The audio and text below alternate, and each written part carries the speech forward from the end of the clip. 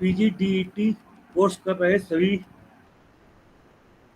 विद्यार्थियों का इस सेशन में स्वागत है। आज हम post graduate diploma educational technology के MES 31 educational technology and overview. Education technology का क्या अर्थ होता है, एजुकेशन टेक्नोलॉजी का शिक्षा के क्षेत्र में क्या फायदा है, एजुकेशन टेक्नोलॉजी का उपयोग करके हम अपने शिक्षण में या हम अपने अधिगम में किस प्रकार सहायता ले सकते हैं और किस प्रकार छात्रों को अधिक से अधिक शिक्षण अधिगम के बारे में डेवलप कर सकते हैं, उनको अधिगम सिखा सकते हैं और हम इसके माध्यम से अपने रोजमर्रा के जो शिक्षा संबंधी कार्य हैं उनको कैसे हम कर सकते हैं और अधिक प्रभावी रूप से। आप सबको मेरी आवाज आ रही होगी?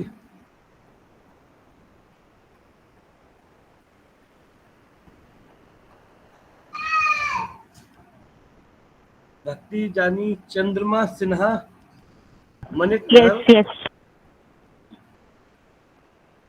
ओके दोस्त, अभी 2020 के बाद जो हमारे देश में ही नहीं पूरे विश्व में कोरोना का एक ऐसा काल आया जिसमें हमारी शिक्षा को बिल्कुल चौपट कर दिया। हमारी शिक्षा जो किसी भी देश का एक विकास का एक माध्यम होती है, उस शिक्षा को बचाने के लिए एजुकेशन टेक्नोलॉजी ने अपनी बहुत ही महत्वपूर्ण भूमिका निभाई। पूरे विश्व में लगभग 6 अरब से ज़्यादा बच्चे शिक्षा से वंचित हो रहे थे। टेक्नोलॉजी एक ऐसे क्षेत्र के उभर कर सामने आई, ऐसा हमको एक वरदान के रूप में हमें प्राप्त हुआ और हम अपनी शिक्षा को बहुत अच्छे तरीके से कोरोना काल के समय में ही ऑनलाइन के रूप में विभिन्न पोर्टल के माध्यम से, विभिन्न गूगल फॉर्म जो उपयोग किए जाते हैं, गूगल क्लासरूम, गूगल मीट जैसे अभी हम चल रहे हैं, इसके माध्यम से शिक्षा को बहुत ही और अच्छे तरीके से टेक्नोलॉजी की सहायता से शिक्षा को सभी के बीच पहुंचाया गया। आज हम उस पर चर्चा करने के लिए इकट्ठे हुए हैं। हम आपस में विचार विमर्श करेंगे आखिर एजुकेशनल टेक्नोलॉजी क्या होती है और इसको हम कैसे उपयोग कर सकते हैं, कैसे हम इसको आगे अपने शैक्षिक भूमिका में इसका उपयोग कर सकते हैं, कैसे अपने शिक्षण में सुधार कर सकते हैं। आप सबसे निवेदन है कि आपको इसके जो टर्म है एजुकेशनल टेक्नोलॉजी, इससे आपको क्या महसूस होता है? आखिर यह है क्या एजुकेशन टेक्नोलॉजी? कोई बता सकता है?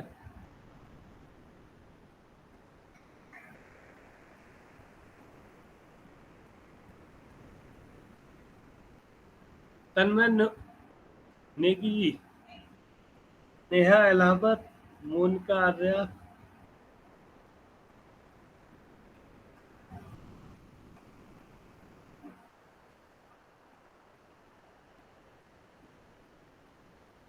मेरी आवाज आ रही होगी आप तक?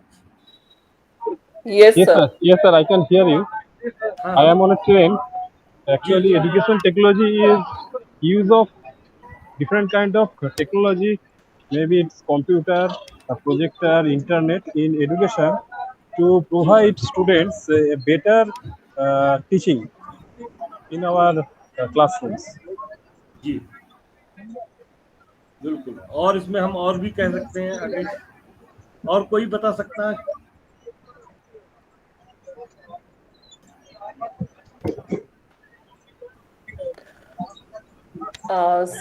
Sir, may I?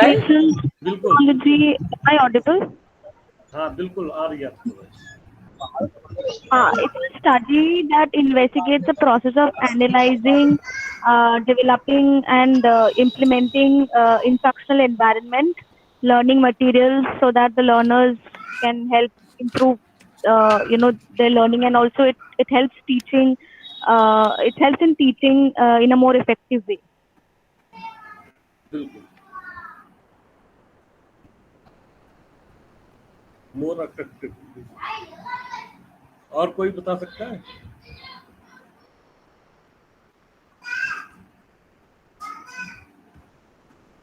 अभी भारत सरकार ने भी डिजिटल इंडिया करके एक प्रोग्राम निकाला था। उसके तहत शैक्षिक पहल विभिन्न टेक्नोलॉजी शिक्षा के क्षेत्र में आई थी, नई नई, आप जानते भी होंगे।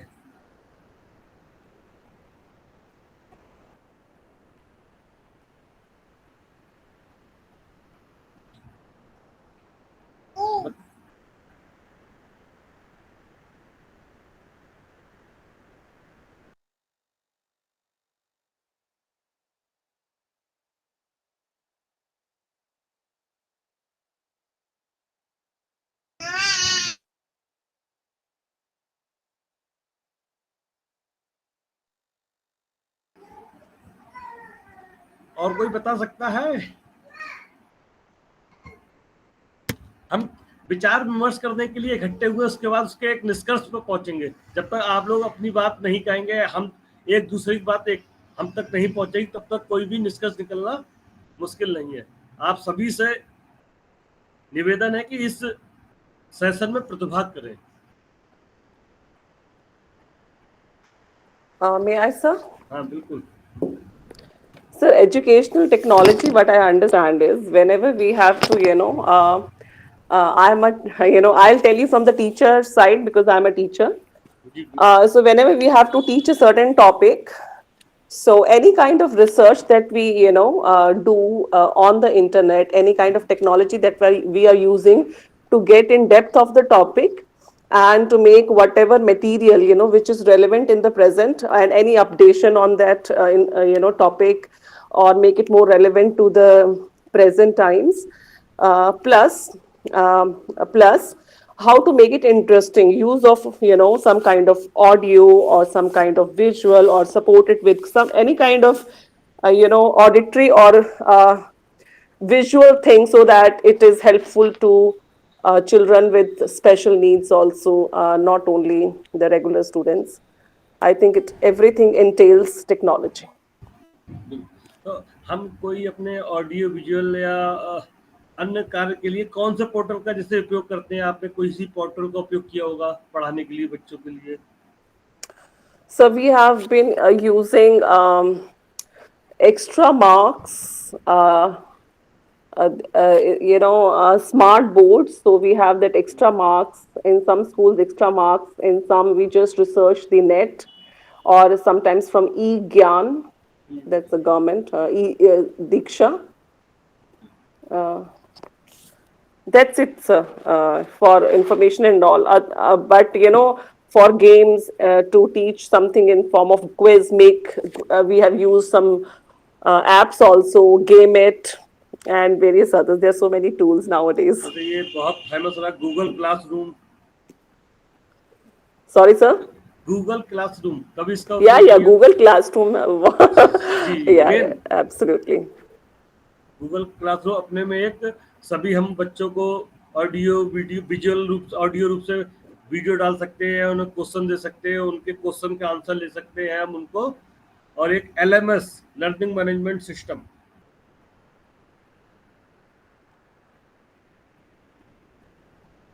और कोई बता सकता है कुछ टेक्नोलॉजीज? वैसे दो अलग अलग है, शैक्षिक तकनीकी, इसमें शैक्षिक एजुकेशनल अलग है, तकनीकी दोनों की अलग अलग डेफिनेशन। उसके बाद दोनों को हम अलग अलग समझें और एक साथ भी तो और आसान रहेगा।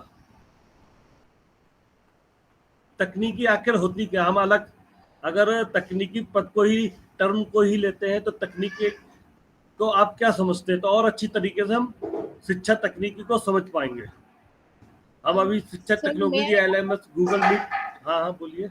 Yes, sir. So basically, when we talk about educational technology, it is if we talk about technology only, so technology is the smartest way to do a task. Basically, even if we are using chalk and duster effectively, and how effectively we are using certain tools, that is technology.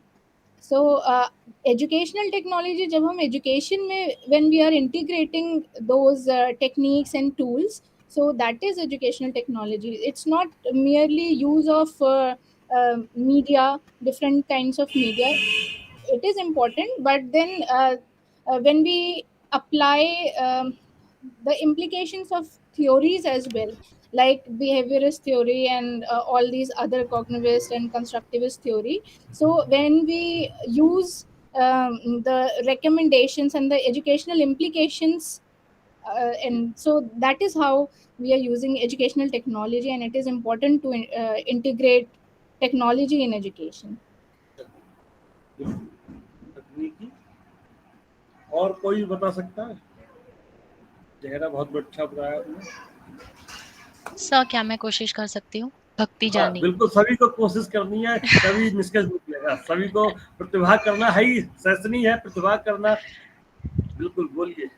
Sir जैसे कि आपने शुरुआत में कहा कि Covid के समय में टेक्नोलॉजी बहुत ही हैंड्स ऑन आ गई थी हम टीचर्स के लिए खासकर, क्योंकि हम बच्चों से फेस टू फेस नहीं मिल पा रहे थे, तो टेक्नोलॉजी हमारा जरिया था बच्चों से कनेक्शन बना के रखने का। एंड उन तक जो हम क्लासरूम में पढ़ा सकते थे वो उन तक हमें टेक्नोलॉजी ने हेल्प किया पहुंचाने के लिए, हमारी जो स्टोरीज है वगैरह। तो इस दरमियान सर मैंने नोटिस किया कि यूट्यूब हमारे बहुत काम आया है। गूगल क्लासरूम जैसे आपने बताया कि उसमें हम क्वेश्चंस देते थे, असाइनमेंट्स भेजते थे बच्चों को, जो बच्चे सॉल्व करके हमें रिटर्न करते थे, उनको हम चेक भी वहीं पर करके उनको वापस भेज सकते थे। गूगल फॉर्म्स वगैरह से हमने इवैल्यूएशन भी किया है बच्चों का। सो टेक्नोलॉजी हमें ना ही पढ़ाने में हेल्प करती है, बल्कि इवैल्यूएट करने में भी बच्चों को हेल्प करती है। यहाँ पे हम उसने हेल्प किया है हमें। बिल्कुल।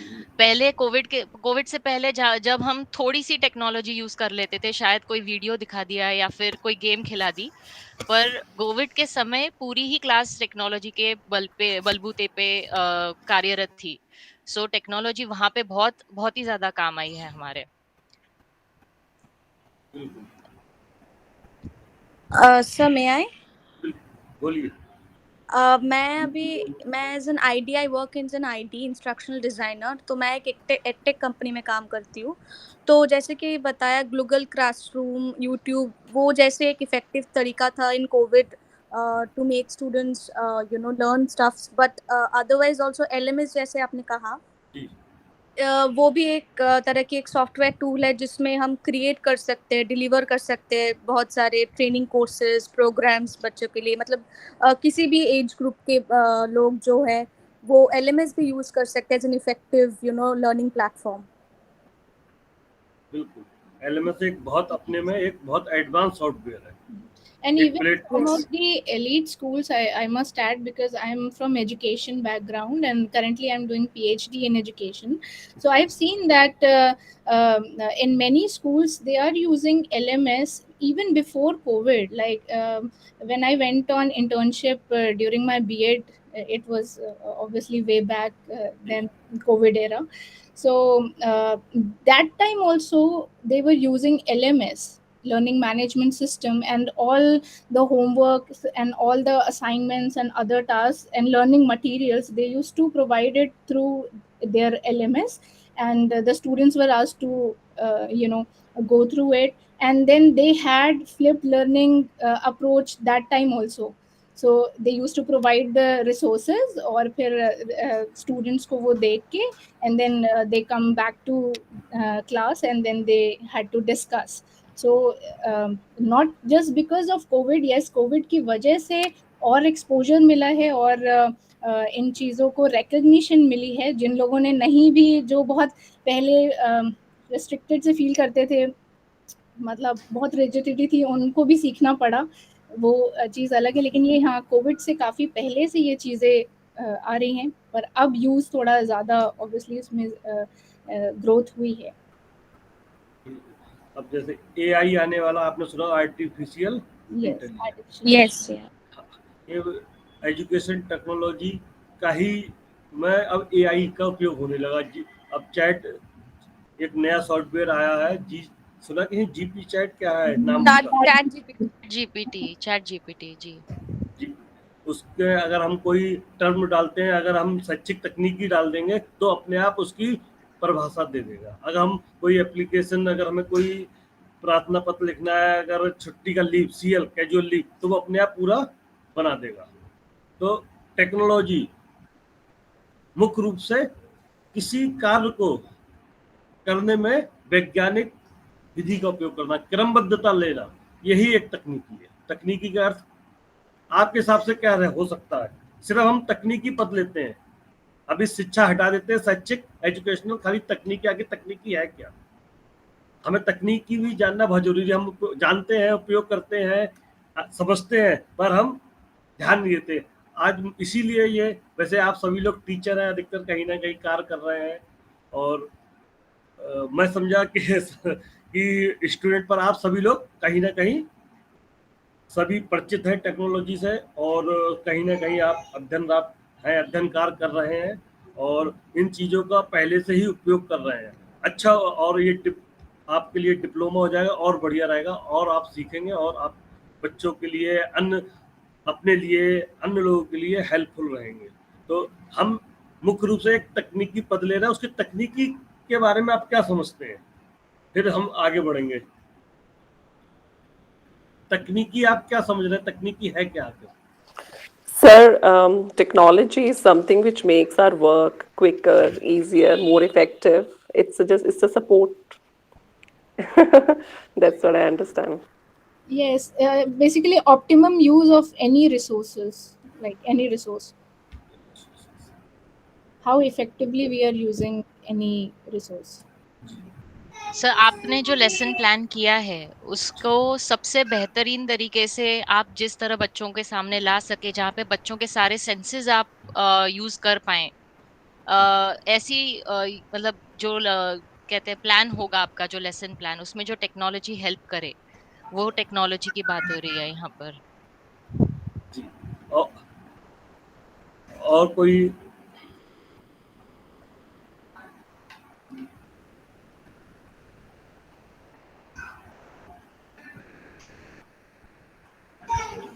जी, Sir, can I try, sir? बिल्कुल। Okay, sir. Manik ji. Sir, my name is Malik Dhar, sir, and I'm from Assam. Sir, for me, actually, technology is a scientific process through which that means we can impart information to people. Also, we help people to understand things better. Also, we help, that means ourselves and others also, to make some of the works in our day-to-day life activities very faster and very smarter. It is a scientific process, sir. It is a scientific बिल्कुल method. बिल्कुल scientific process, यानी वैज्ञानिक ज्ञान का क्रमबद्ध प्रयोग करना। हम Right. अपने कार्यों में, जैसे हम कोई भी घर पर भी काम करते हैं, एक सिस्टम है। अगर हम अगर मान लीजिए चाय भी बनाते हैं, तो प्रोसेस है, पानी रखेंगे, या जी एक सिस्टम होता है, उस सिस्टम के तहत ही हम काम करते हैं। वैसे ही टेक्नोलॉजी, हम किसी ज्ञान का क्रमबद्ध रूप से, वैज्ञानिक विधि के माध्यम से क्रमबद्ध रूप से हम कार्य करते हैं, वही तकनीकी है। और शिक्षा के क्षेत्र में करते हैं तो शैक्षिक तकनीकी हो जाता है। अब शैक्षिक तकनीकी अगर हम पाठ्य योजना बना, हाँ बताइए। Sir, actually, I'm also a teacher, and I have been working for a long time in a private institution. And after this one COVID-19 situation, actually, we have understood that how technology is important for the classrooms in the education sector. So, technology really, that means, help the students to learn their lessons so well. But before we use the technology, actually, it depends upon the teachers and other stakeholders how they have earned knowledge to use the technology, sir. So I think that means the teachers who are going to impart education in the classroom, if they have some better ideas about the utilization of different, that means websites, the different softwares, different technological devices, then they can use this education much better in the classroom, sir. They can teach the students much better in the classroom. बिल्कुल बिल्कुल। आप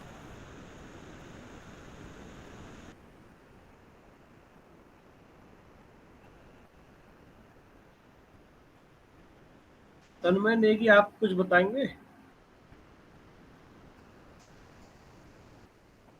योग लगता है आप।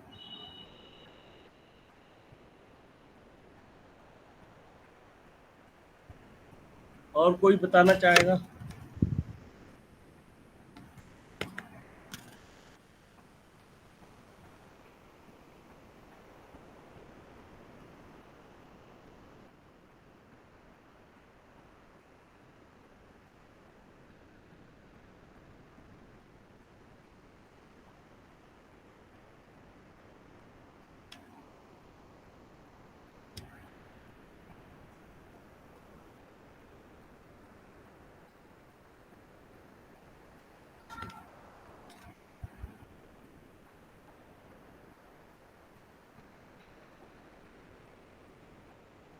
और कोई? तन्मय जी जुड़े हुए हैं, बिल्कुल भी प्रतिभाग नहीं कर रहे हैं।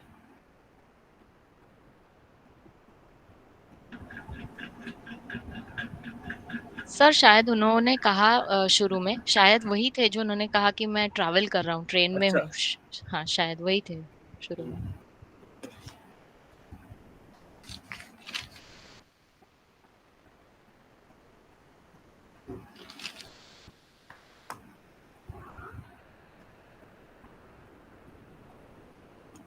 कुछ वैज्ञानिकों ने शैक्षिक तकनीकी की परिभाषा भी दी अपने अपने तरीके से। जैसे शैक्षिक तकनीकी में सैद्धांतिक तथा व्यवहारिक दोनों ही पक्षों को समावेशित किया गया है।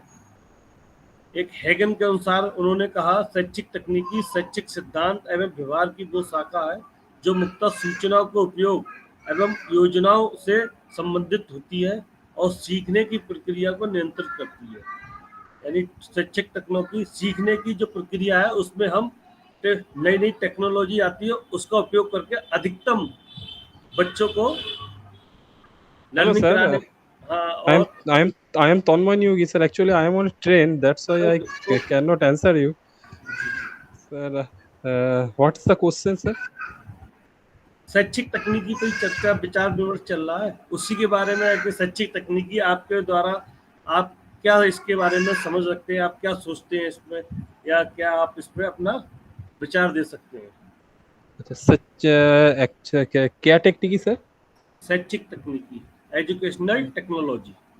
एजुकेशनल टेक्नोलॉजी एक्चुअली सर, जो क्लासरूम में हम जब जाएंगे एक लेसन प्लान के साथ तो जाते हैं, तो वहाँ पे हम उस लेसन प्लान को अपना जो एजुकेशन का जो हम टॉपिक है सो कैसे हम स्टूडेंट को एकदम उपयोगी तरीके से, मतलब एफिशिएंट तरीके से उसको रिप्रेजेंट करके स्टूडेंट को थ्रो करे और स्टूडेंट उसके इंटरेस्ट को ग्रो करे, उसका जो कॉग्निटिव डेवलपमेंट है उसको भी ग्रो करेंगे। ऐसा जो इसी लिए जो प्रोसेस हम फॉलो करते हैं और जो टेक्नोलॉजी हम यूज करते हैं वही है सर एजुकेशनल टेक्नोलॉजी।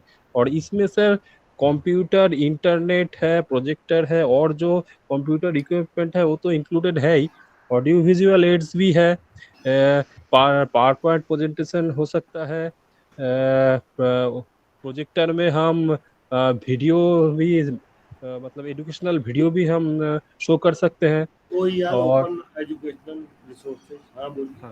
हाँ, और इंटरनेट से हम रिसर्च करके, मेरा मतलब जो टॉपिक के लिए मैं चर्चा करने के लिए मैं जा रहा हूँ क्लासरूम में, उस टॉपिक के ऊपर रिसर्च करके मैं कुछ कंटेंट जो स्टूडेंट के लिए इफेक्टिव होगा, जो स्टूडेंट वो इंटरेस्ट ग्रो करेगा, वैसे कंटेंट को मैं शो कर सकता हूँ। एनिमेशन भी हो सकता है। ऐसे करके मतलब मेरा जो लेसन प्लान है उसको ओनली लेक्चर मेथड के बाद, मतलब ओनली सिर्फ लेक्चर मेथड में ही नहीं, और जो मेथड यूज करके मैं with the help of educational technology और टेक्नोलॉजी मैं स्टूडेंट को पढ़ा सकता हूँ, वही सर एजुकेशनल टेक्नोलॉजी में आता है।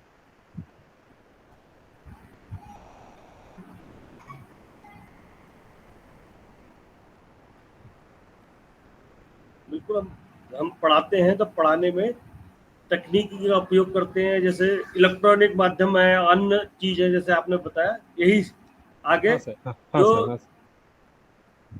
बच्चों को अधिकतम जो हमने उद्देश्य निर्धारित करें किसी भी पाठ्य योजना को वो अधिकतम प्राप्त हो सके। हाँ। और आने वाला समय आप जारी रहे एआई का है और हम इसमें परख नहीं जानेंगे और इसका उपयोग करना नहीं सीखेंगे तो हम लोग काफी पिछड़ जाएंगे आज। और सर और एक पॉइंट मैं ऐड करना चाहूंगा। अब सर गवर्नमेंट का जो एक मोटिव है कि इंक्लूसिव एजुकेशन को इन जनरल एजुकेशन के साथ ही रन करने का, मतलब जो स्टूडेंट जो होते हैं, जो डिफरेंटली एबल्ड होते हैं या जो ऑटिस्टिक होता है, ऐसे कैटेगरी में जो पढ़ते हैं, एक्चुअली स्पेशल एजुकेशन का कैटेगरी का जो स्टूडेंट होता है, उन लोगों के लिए भी मैं मेरा लेसन प्लान को कैसे इन जनरल स्टूडेंट की तरह ही ये रिप्रेजेंट करूंगा कि वो कैच कर सकेंगे, इफेक्टिवली कैच कर सकेंगे, और उसका भी जो लर्निंग होगा वो भी इफेक्टिव होगा। उनको भी मैं इन जनरल स्ट्रीम में, मतलब क्लासरूम में मैं इंक्लूड कर पाऊंगा। I just want to add something here, जैसे कि विजुअली डिसेबल लर्नर्स जो हैं उनके लिए बहुत सारे एलएमएस में हम ऑल टेक्स्ट यूज करते हैं। तो ऑल टेक्स्ट ऐसी चीज है जो कि एक इमेज को डिस्क्राइब करता है, तो उसके जरिए we can reach out to the people who are visually disabled, ताकि उनको भी सेम लर्निंग मिले।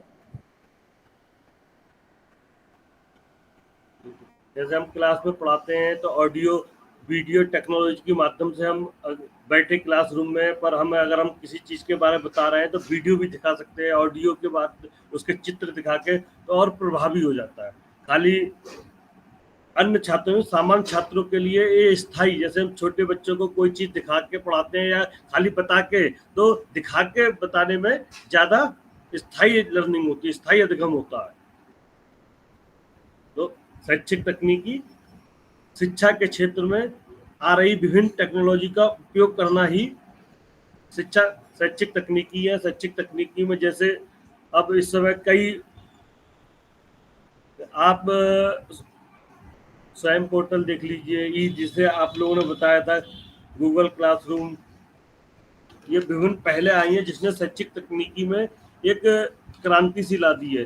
विभिन्न पोर्टल के माध्यम से, विभिन्न सरकार भी एलएमएस के माध्यम से भी, और विभिन्न अभी ओपन OER जो बताया, ओपन एजुकेशन, सरकार विभिन्न 18 प्रकार के उन्होंने क्षेत्र बताए थे जो अभी डिजिटल इंडिया के तहत आए थे, उनके बारे में आगे चर्चा होगी।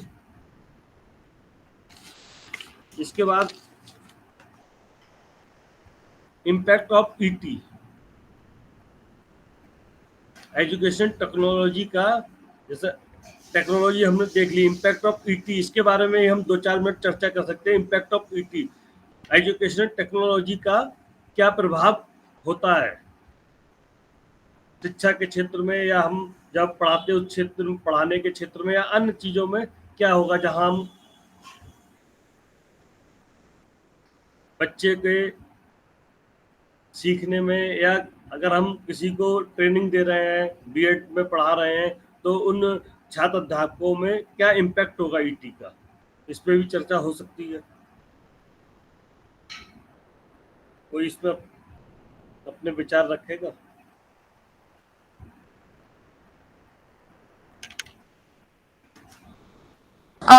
So may I? हाँ बिल्कुल। Actually, through educational technology, the content becomes more engaging for the learners. It becomes more effective. It hooks the learner more into the lesson. Retention, knowledge retention बहुत ज़्यादा होता है.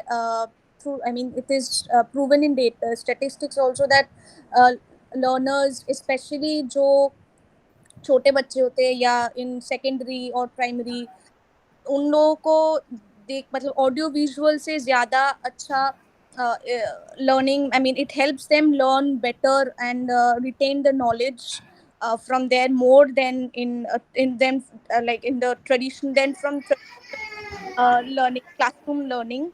तो ये एक एजुकेशनल टेक्नोलॉजी का is a big advantage in the context.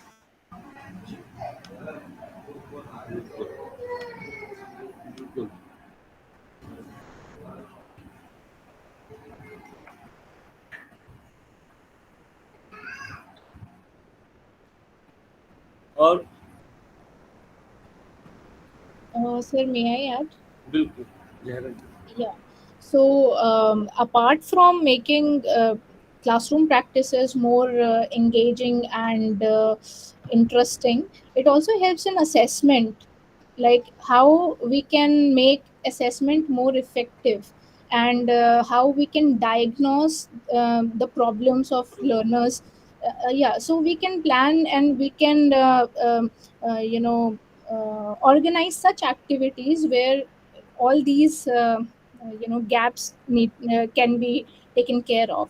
So ये assessment एक another it is another important factor. Then again retention, like Megha said, retention हम बढ़ा सकते हैं students की. Again special education की अगर हम बात करें तो सिर्फ बल्कि सिर्फ ये डिसेबिलिटी से अगर हम इसे ना जोड़े, सबका अलग अलग अप्रोच होता है सीखने का. इवन छोटे बच्चों की भी बात अगर छोड़े, हम अडल्ट लर्नर्स हैं, हमें भी अगर ऑडियो विजुअल एड्स के थ्रू कोई चीज़ दिखाई जाए, समझाई जाए, तो हमें ज़्यादा बेहतर तरीके से समझ में आती है और इंटरेस्टिंग लगता है, वो रिटेंशन बना रहता है. तो ये सारी चीज़ें हैं जिसे लर्नर्स कर सकते हैं.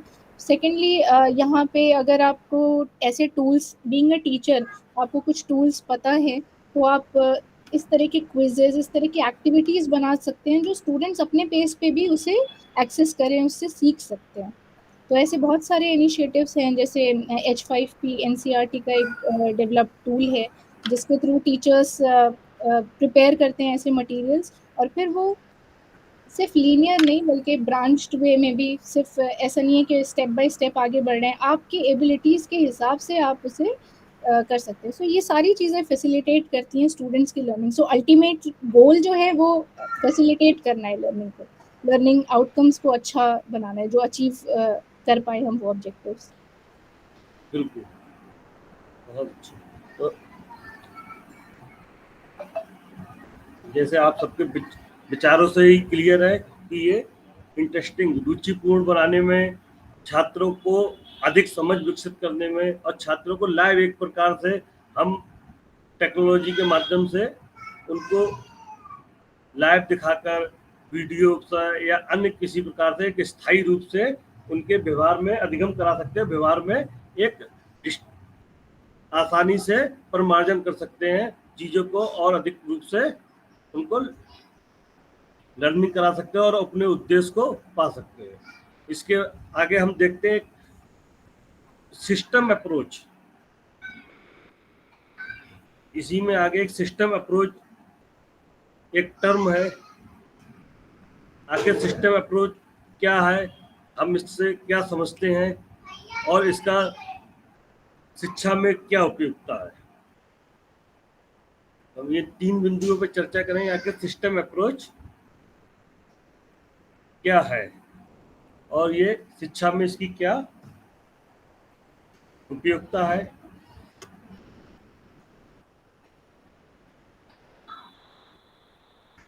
नाम पहले सुना होगा सिस्टम अप्रोच आप लोगों ने. Yes sir. हाँ, क्या, जैसे आप क्या समझते हैं सिस्टम अप्रोच को? जी, ये तो मेरा थोड़ा पढ़ा हुआ है इसलिए मैं बता सकती हूँ, बाकी और कोई भी अगर चाहें बताना तो. आप सभी को बताना है, थोड़ा ऐसा नहीं.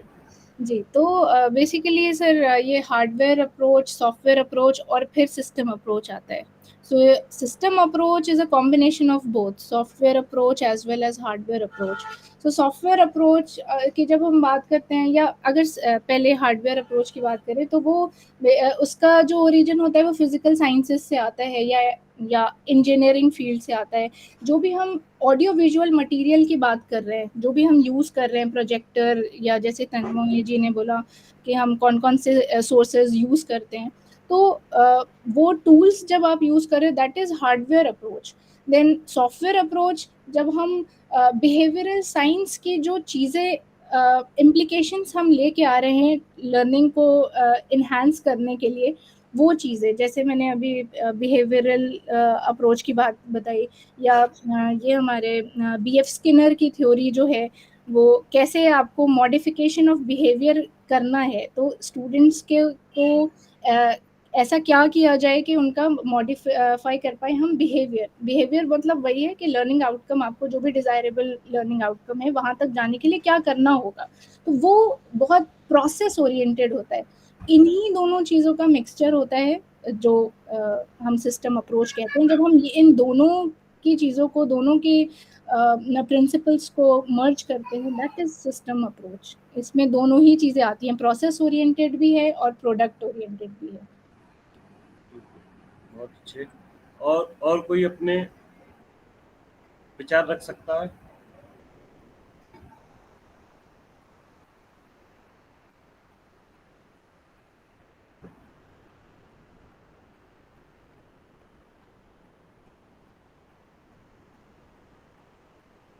जैसे सिस्टम अप्रोच इस दृष्टिकोण पर आधारित है कि एक जटिल अवधारणा को समझने में उसको आसान इकाइयों में तोड़ने से जटिलता को बेहतर ढंग से समझने में मदद मिलती है। हम सिस्टम अप्रोच में जैसे विश्लेषण होता है, हम विभिन्न इकाइयों को तोड़ लेते हैं और उसको फिर आसानी से समझ सकते हैं। और ये एक बटर नाफी थे जिन्होंने सबसे पहले इस अवधारणा को हमारे सामने रखा था।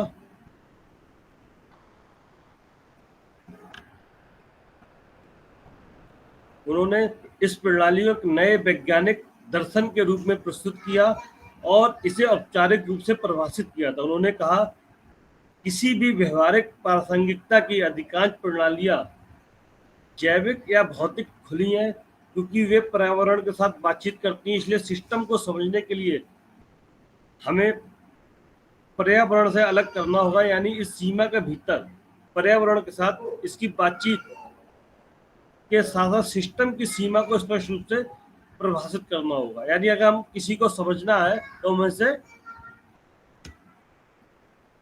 जैसे किसी प्रणाली के किसी भाग या कंपोनेंट में परिवर्तित प्रत्यक्ष या अप्रत्यक्ष रूप से पूरी प्रणाली को प्रभावित करता है। यह संपूर्ण प्रणाली को बारीक समझने में आसान छोटे घटकों में विभाजित किया जा सकता है ताकि प्रत्येक घटक की विशेष भूमिका की सराहना की जा सके। और कोई इसके बारे में बता सकता है? और क्या, जैसे वो लोग क्या समझते हैं, आप क्या समझते हैं इस बारे में?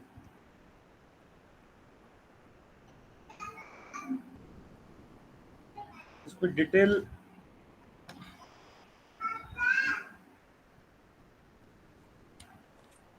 So what I understand, it's a systematic approach, like you said, breaking down something into easier steps and following a methodical and systematic approach of doing anything. Is that fine? I that's my understanding. जी जी, बहुत सही। और कोई बता सकता है? जब तक हम लोग चर्चा नहीं करेंगे तब तक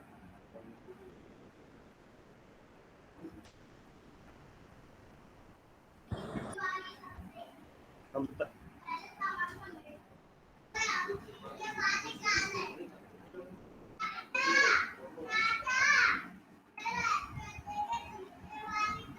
What I understood is like system approach would be a rational problem solving method of analyzing educational process, solving instructional problems to accomplish the desired objective.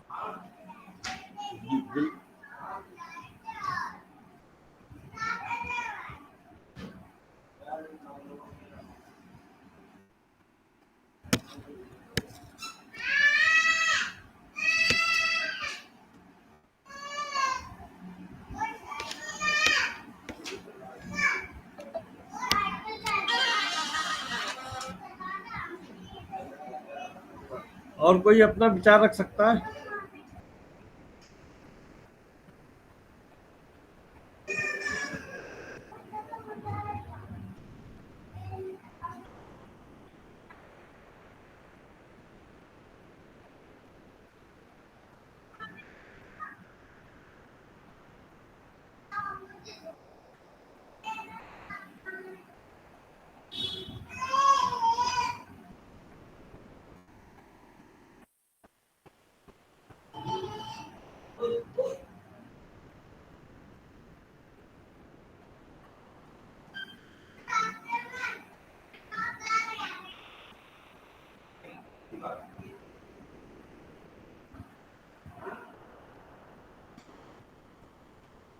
अभी कोई और रख सकता है अपने विचार?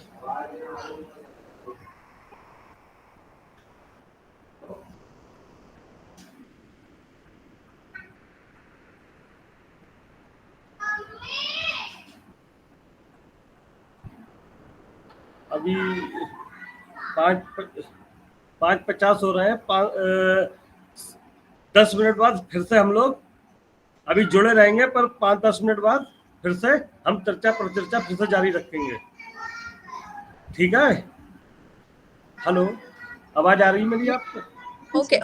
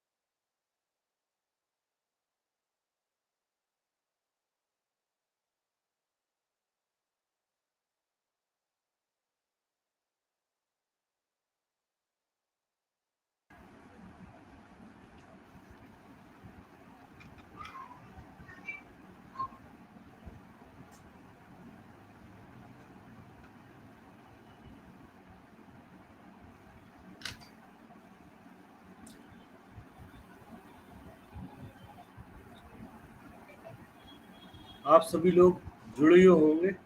जैसे हम पहले प्रणाली पागम पर चर्चा कर रहे थे। आपको आवाज आ रही है मेरी? Yes, sir. Yes. Yes, sir. जैसा कि आप जानते हैं, शैक्षिक तकनीकी में 3 उपागम होते हैं: कठोर उपागम, हार्डवेयर अप्रोच, सॉफ्टवेयर अप्रोच और तीसरा सिस्टम अप्रोच।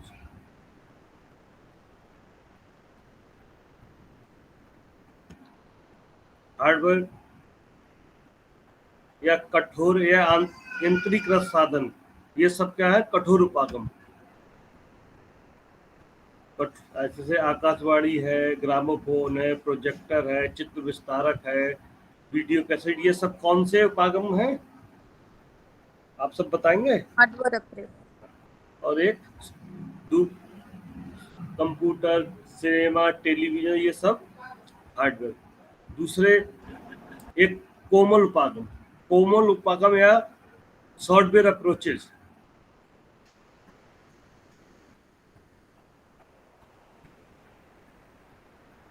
कोमल उपागम में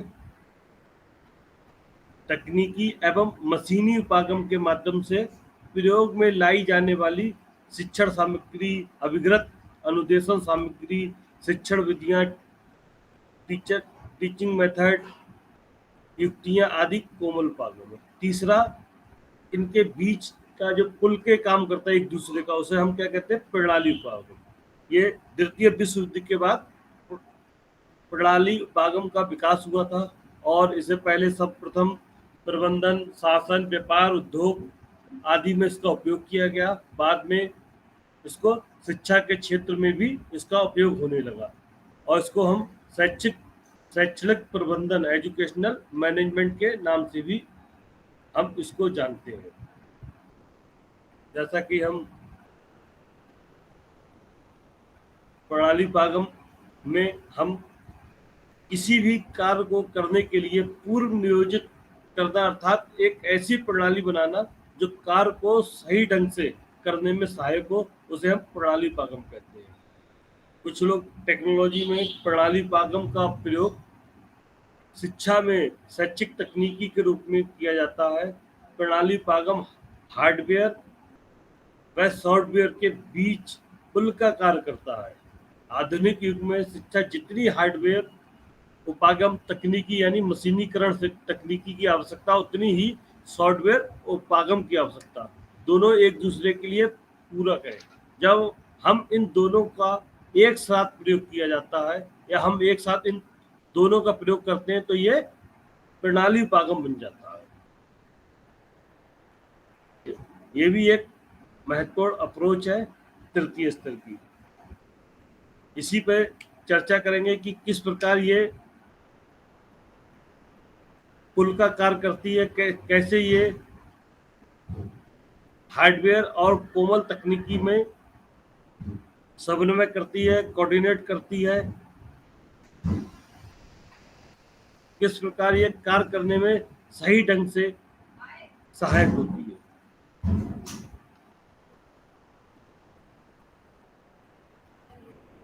कोई बता सकता है प्रणाली उपागम किस प्रकार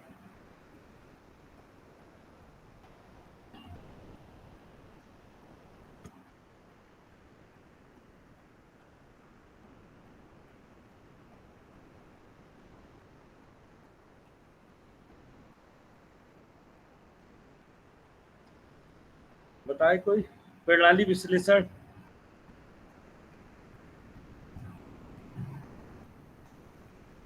तीसरी अप्रोचेज है कठोर, कोमल, इन दोनों को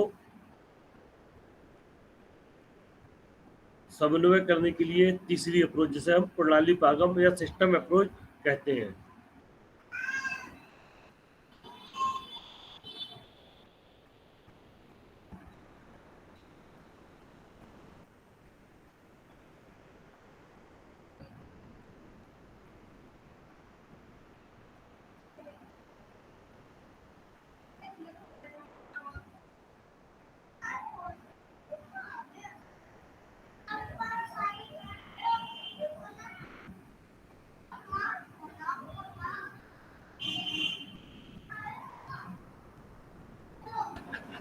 हाँ बताइए। Sir, for my little knowledge, actually, I want to say system approach actually the system, that means as a whole. So if we talk about a school, that means in a school there are different stakeholders.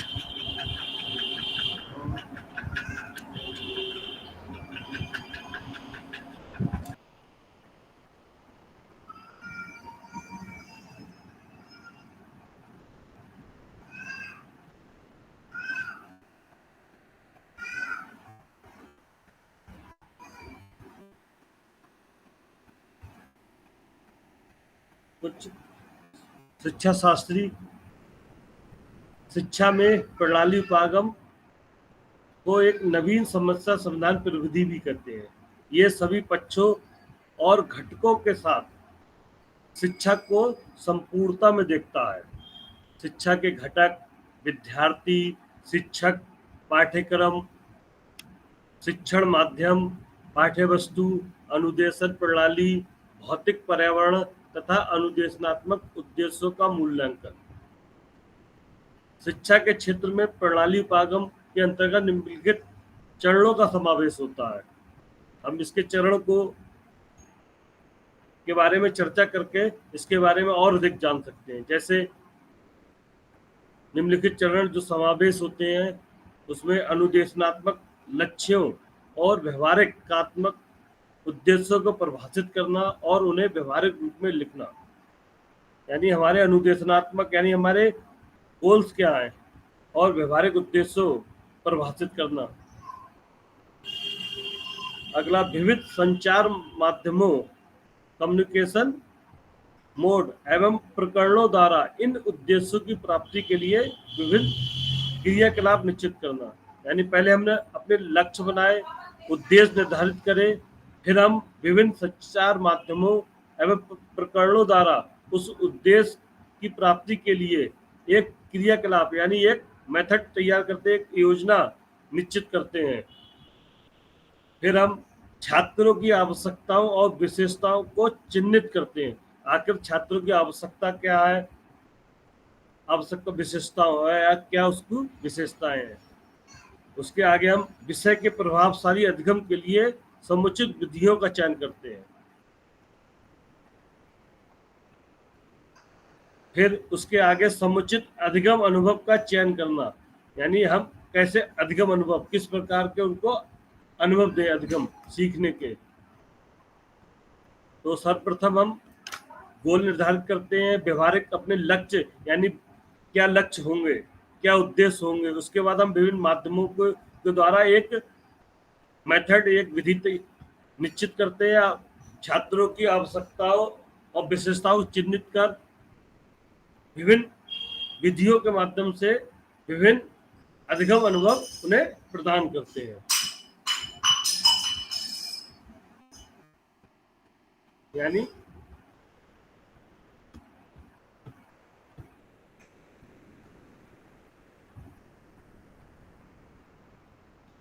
सभी पक्षों घटकों के साथ शिक्षा के संपूर्णता में देखना। जैसे पहले बताया था, शिक्षा के घटक विद्यार्थी, शिक्षक, पाठ्यक्रम, शिक्षण माध्यम, पाठ्यवस्तु, अनुदेशन प्रणाली, भौतिक पर्यावरण तथा अनुदेशनात्मक उद्देश्यों का मूल्यांकन करना प्रणाली उपक्रम द्वारा ये किया जाता है। ये दोनों के बीच में कार्य करती, दोनों को समन्वय करके और छात्रों को अधिक से अधिक उद्देश्य जो निर्धारित होते हैं, जो लक्ष्य निर्धारित होते हैं, उनको प्राप्त करने में सहायता प्रदान करती है।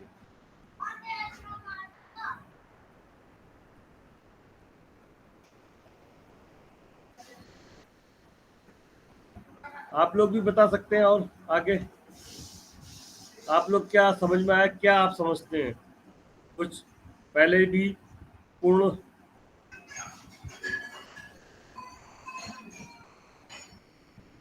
बताइए कोई।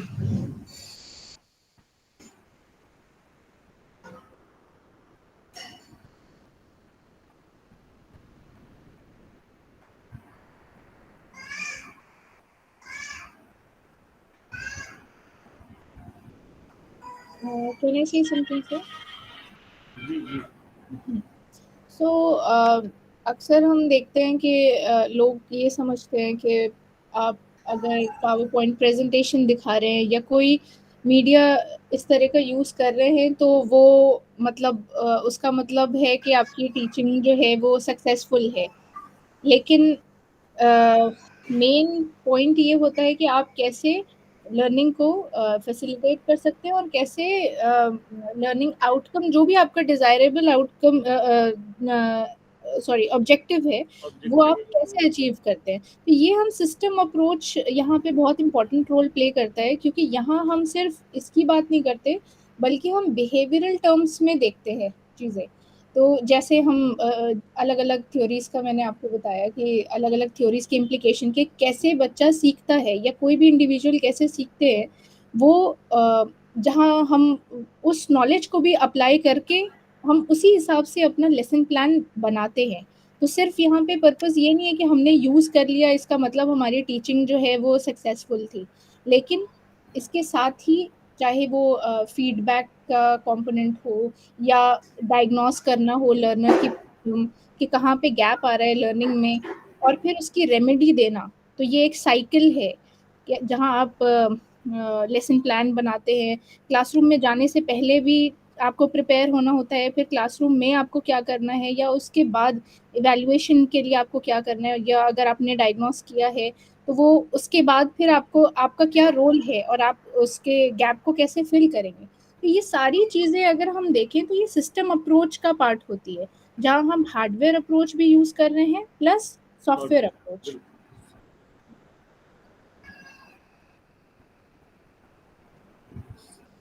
सिस्टम हार्डवेयर और सॉफ्टवेयर अप्रोच के बारे में कुछ और बताइए, कैसे इसका हम कैसे उपयोग करते हैं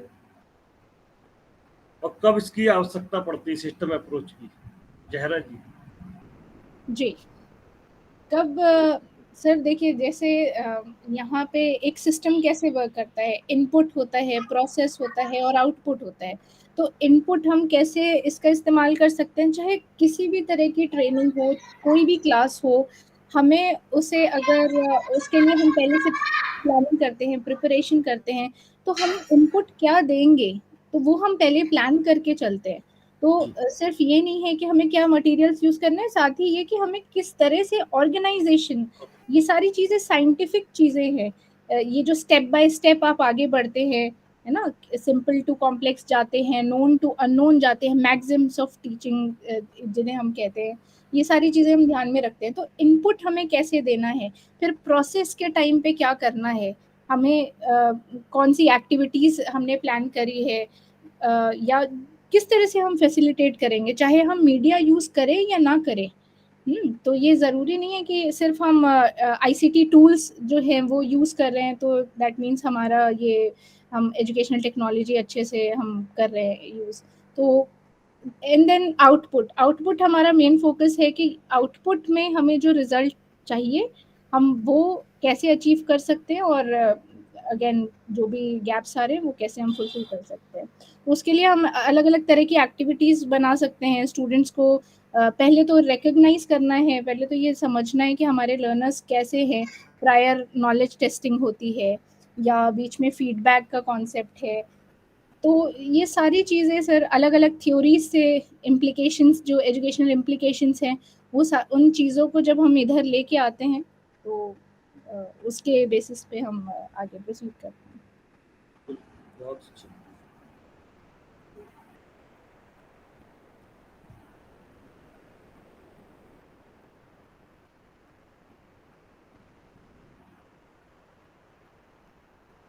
बिल्कुल आपने सीखा। और कोई अपने बच्चे?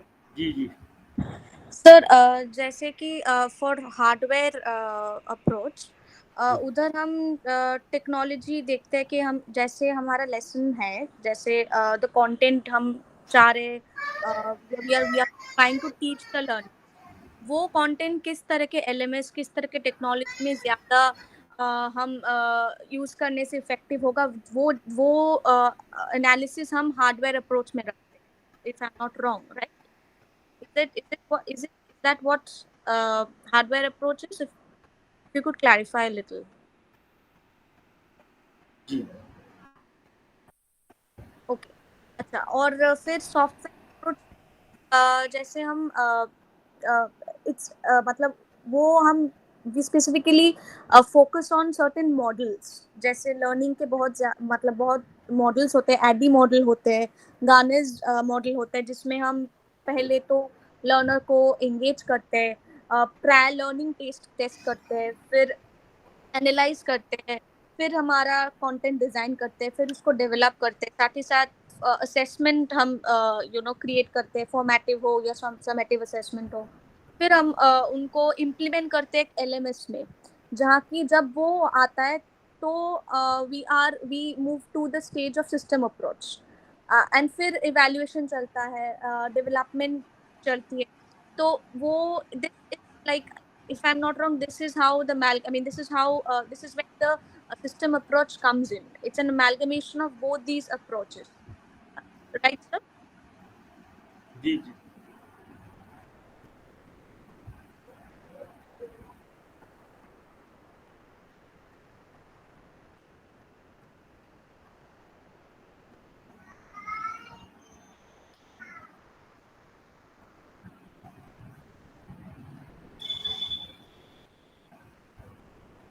बिल्कुल मेधा जी, बहुत अच्छी तरीके से आपने विचार रखे।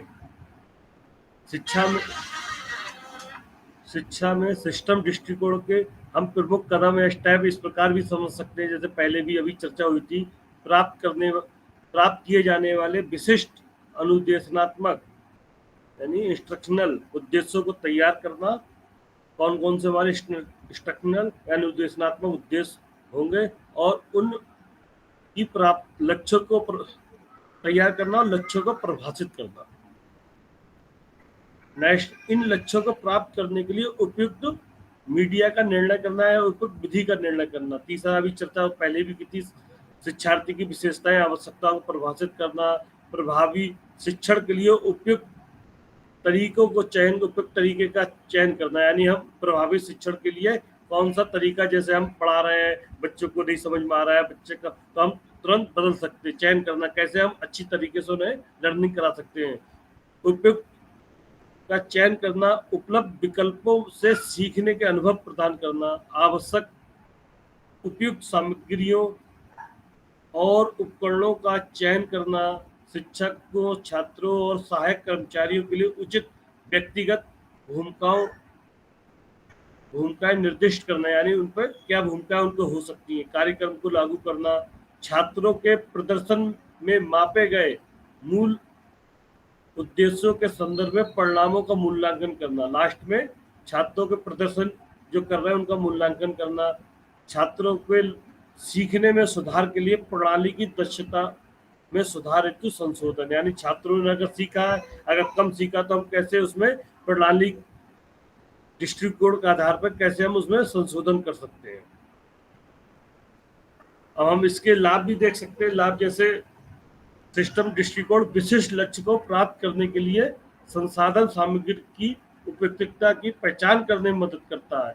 प्रणाली विश्लेषण, जैसे हम समझ रहे हैं, प्रणाली विश्लेषण विशिष्ट जो हमारे लक्ष्य निर्धारित किए हैं, जो हमने अपने गोल निर्धारित किए हैं, उनको किस प्रकार संसाधन जो सामग्री की उपयुक्तता, यानी कौन सी सामग्री की आवश्यकता पड़ेगी क्लास में पढ़ाने के लिए, किस प्रकार हमें सॉफ्टवेयर, किस प्रकार हार्डवेयर के को चयन करना होगा, इसकी वो पहचान देता है, हमें बताता, पहले से ही हमें उनको निश्चित करने में मदद करता है।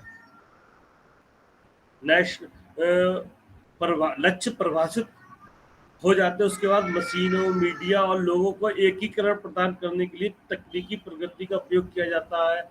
इसका एक लाभ ये भी है, समय, मात्रा, अन्य कारकों के संबंध में। आपका हिंदी में समझ में आ रहा है सबको, या इंग्लिश भी थोड़ा सा उसमें यूज की जाए? सर इंग्लिश भी अगर यूज किया जाए तो अच्छा है, क्योंकि आप हिंदी बहुत हार्ड शब्द यूज कर रहे हैं, कुछ कुछ जगह प्रॉब्लम हो रही है समझने में। कल से इसमें थोड़ा सा मैं बना के लाऊंगा पीपीटी, उसमें फिर उसके प्रकार से हिंदी इंग्लिश दोनों में श्योर सर, थैंक यू। विचार विमर्श होगा। आज थोड़ा सा पहला दिन है और थोड़ा सा तैयारी इसका जो बनाना था, स्ट्रक्चर बनने में समय लग गया, स्ट्रक्चर नहीं बन पाया, नहीं तो और आसानी रहती। No problems.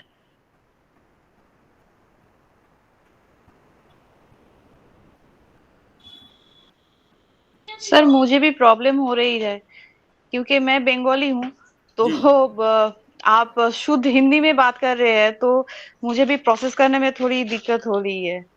जी जी।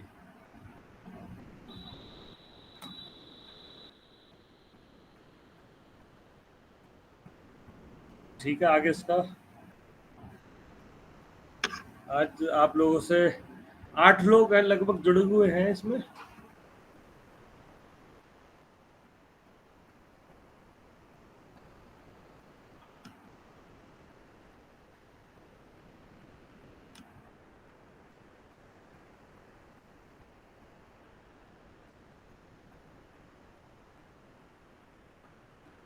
निष्कर्ष रूप में हम सिस्टम दृष्टिकोण या सिस्टम अप्रोच किसी समस्या के सभी पहलुओं को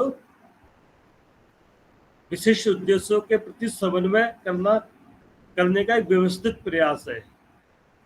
शिक्षा में इसका अर्थ सर्वोत्तम संभव तरीके से वांछनीय शिक्षण उद्देश्यों को प्राप्त करने के लिए ऑडियो विजुअल मीडिया सहित सभी उपलब्ध शिक्षण संसाधनों का नियोजित और संगठित उपयोग करना, यानी प्रणाली विश्लेषण। जैसे आप में अभी विचार विमर्श में भी आया था कि दोनों को ऑडियो विजुअल मीडिया सहित कोमल और हार्डवेयर को समन्वय स्थापित कर उनको उपयोग करके बच्चों को विशिष्ट जो हमारे उद्देश्य निर्धारित उद्देश्य है उनको हासिल करने में इसका उपयोग किया जाता है।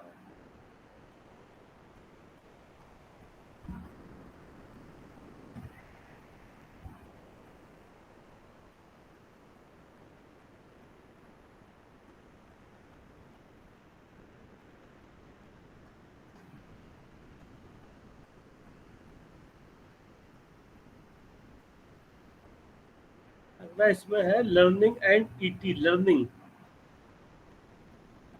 पहला ईटी था, फिर सिस्टम अप्रोच, और ब्लॉक 3 है लर्निंग।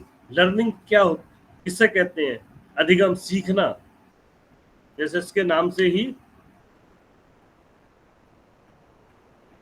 इसमें यूनिट 8, 8, 9, 10 जैसे learning concept and form, implication of learning theory, impact of ET on learning. Next है ट्रेंड्स इन लर्निंग अप्रोचेस। तो इसमें थोड़ा लर्निंग पे चर्चा है कि पहले लर्निंग होती क्या है। आप सब लगभग मुझे लगता है जानते ही होंगे। कुछ अपने विचार रखें आखिर लर्निंग किसे कहते हैं, मीनिंग ऑफ लर्निंग या कॉन्सेप्ट क्या हो सकता है। कॉन्सेप्ट क्या समझते हैं आप लर्निंग का?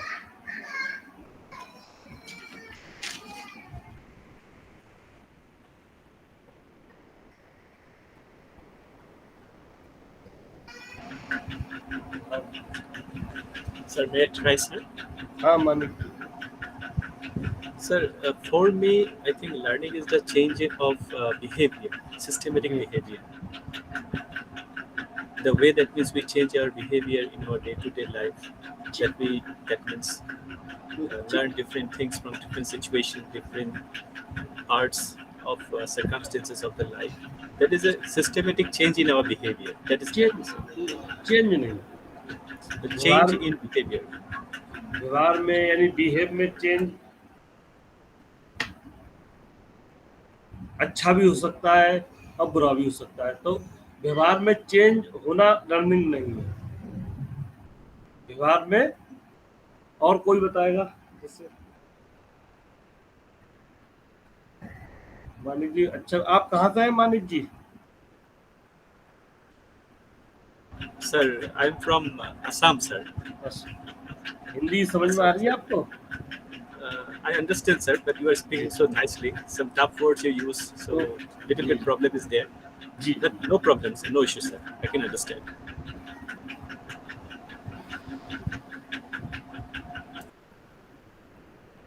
और भी कोई बता सकता है लर्निंग किसे कहते हैं?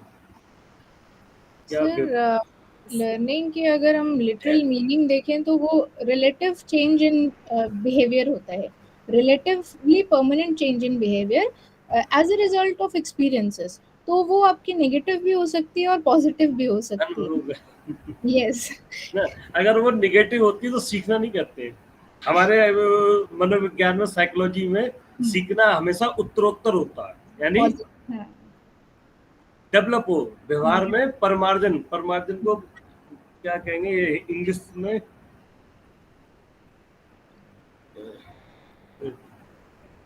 या तो ये चेंज होना नहीं है, परमार्जन नहीं, व्यवहार में हमारे सुधार हो, ऊपर उत्तरोत्तर।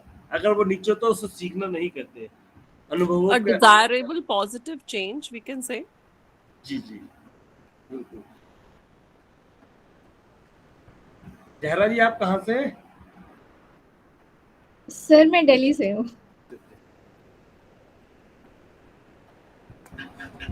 और कोई बता? हाँ बोलिए।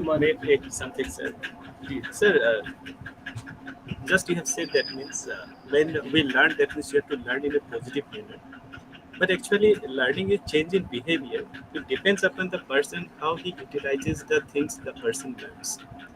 Suppose it depends upon the person's, that means, attitude and behavior. That means how the person use the things he has learned in his life. He can use it for good purposes also and some negative activities also. और कोई बता सकता है?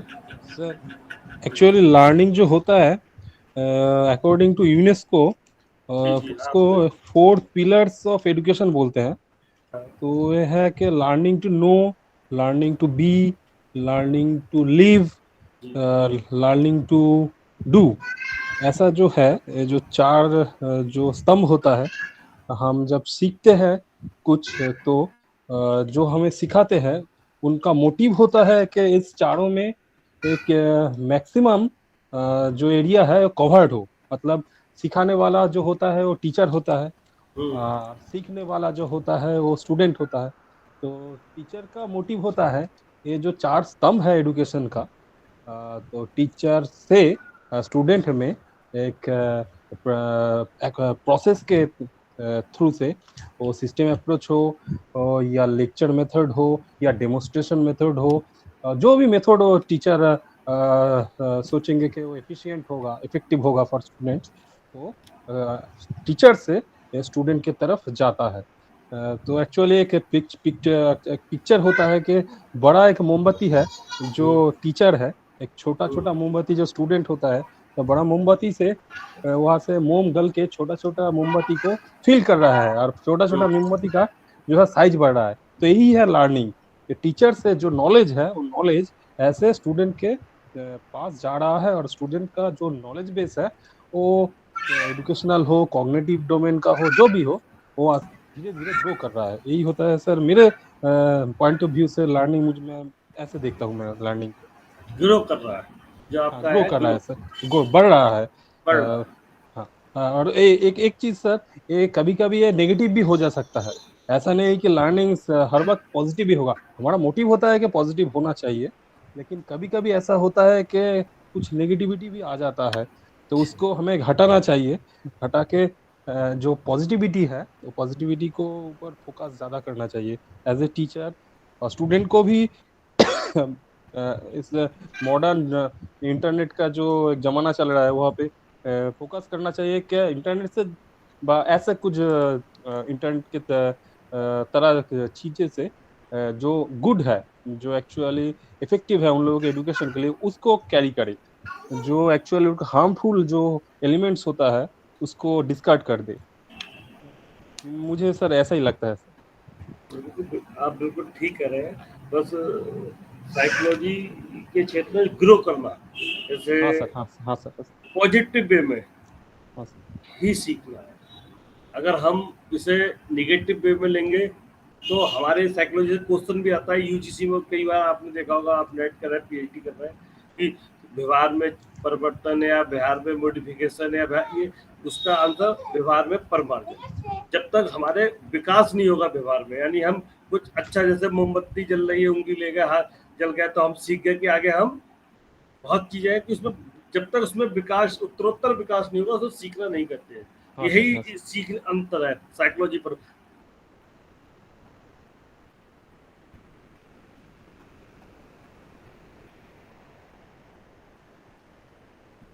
और कोई अपने विचार रखे? पर सर एक चीज मैं यहाँ ऐड करना चाहूंगी हाँ कि यहाँ ओपिनियंस जो है वो वैरी कर सकते हैं। नो हाँ, डाउट बिल्कुल। लर्निंग जो है वो पॉजिटिव चेंज की तरफ हम ज़्यादा बात करते हैं, और लर्निंग इनफॉर्मली भी होती है। सिर्फ ये नहीं है कि उसके लिए टीचर का होना ज़रूरी है। सो टीचिंग जो है वो इनफॉर्मल नहीं हो सकती, मतलब टीचर जो है उसके लिए लर्नर का होना ज़रूरी है। अगर जहाँ टीचर है वहाँ लर्नर भी होगा, लेकिन अगर लर्नर है वो कहीं से भी किसी भी मीडियम से सीख सकता है, उसके लिए सिर्फ टीचर्स का होना ज़रूरी नहीं है। तो हम सिर्फ टीचर्स और उसमें रेस्ट्रिक्ट नहीं कर सकते इसे। और सेकेंडली लर्निंग की बात करें तो लर्निंग अपने मिस्टेक्स से भी होती है, अपने एक्सपीरियंसेस से होती है। तो वो मैं दोबारा यही कहूँगी कि मैं बिलीव करती हूँ कि ये नेगेटिव भी हो सकती है। अगर कोई, खैर मैं बहुत वेग एग्जांपल दे रही हूँ, लेकिन अगर कोई मान लीजिए कोई थीफ है और उसे समझ में आता है कि अच्छा ये हमारी स्ट्रैटेजी नहीं काम कर रही है, क्योंकि इस केस में हम पकड़े जा सकते हैं और हमें स्ट्रैटेजी दूसरी बनानी है, और कोई दूसरा मोड या कोई दूसरा रास्ता चूज करते हैं, वो भी उसके लिए लर्निंग है। वो नेगेटिव लर्निंग है, आई नो, नेगेटिव एक्सपीरियंस होगा, लेकिन that is also a part of learning. तो यहाँ मेजर जो टर्मिनोलॉजी मुझे लगता है जो फोकस करना चाहिए वो ये है कि learning through their own experiences and mistakes. अनुभव के आधार पर व्यवहार में परिवर्तन, हाँ, आप ये कह रहे हैं। बिल्कुल। और कोई अपने विचार रखें? चर्चा, ऐसी ही चर्चा होगी तभी निकल के आएंगी चीजें, फिर बाद में। हाँ, रखे, और भी कोई विचार रख सकता है अपने? So we can say learning in education, it is a desirable positive change. The change can be in your behavior, which is relatively permanent. This change can be in your thought process. This change can be in your knowledge.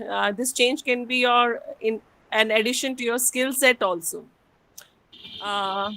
These are all learnings. For example, in a school, if we insist upon that a child must ask permission before he move out of the class, and it is rewarded with like encouraging words. So the behavior, we are modifying the behavior. The child has learned to seek permission to a senior authority before taking any action. Similarly, they learn like writing. They are, by way of practicing, they are adding a new skill to themselves. Knowledge, by reading newspapers or by reading, we are adding to our knowledge. Or sometimes, like, we are talking, we are discussing something, we are debating or discussing, we enhance, we bring a change in our cognitive skills also. We are able to think better, reason better, think logically. So it's all a kind of learning. Thank you.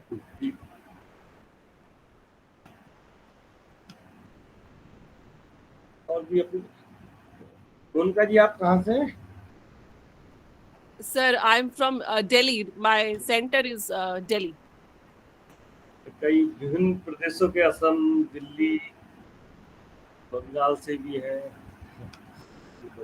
और कोई बता सकता है? उन सभी लोगों को बताना है। 5-6 लोग हम लोग हैं, क्या है इसका, आप लोग क्या समझते हैं?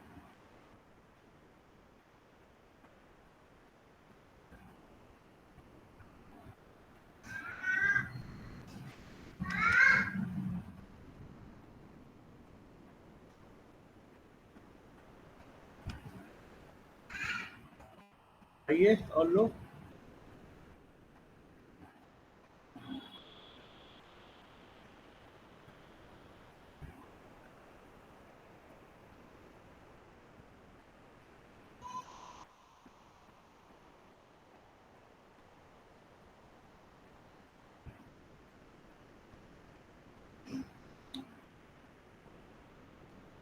ये जब तक व्यवहार में यानी बिहेव में मॉडिफिकेशन नहीं होगा तब तक अधिगम नहीं कहा जाता, हमारी साइकोलॉजी की परिभाषा में। जैसे वुडवर्थ ने कहा, तथा नवीन प्रतिक्रिया को प्राप्त करने की प्रक्रिया को ही अधिगम कहते हैं।